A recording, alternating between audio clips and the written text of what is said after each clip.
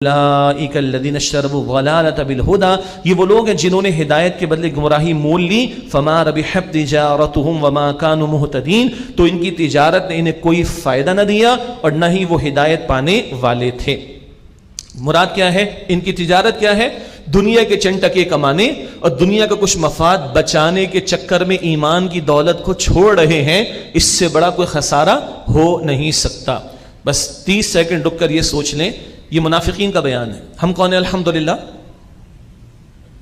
مسلمان. الحمدللہ منافق بھی قانونی طور پر مسلمان تھے، کلمہ پڑھتے تھے، جمعے کی نماز میں پہلی صف میں ہوتا تھا عبداللہ بن ابی. 5 وقت کی نمازوں میں خصوصاً فجر اور عشاء میں منافق بھی آتے تھے. تو نفاق کا خطرہ ہمیں بھی ہے، کہیں دنیا کی محبت میں ڈوب کر اللہ کے دین سے فرار اختیار نہ کر لیں. اللہ اس بری تجارت سے مجھے اور آپ کو محفوظ رکھے.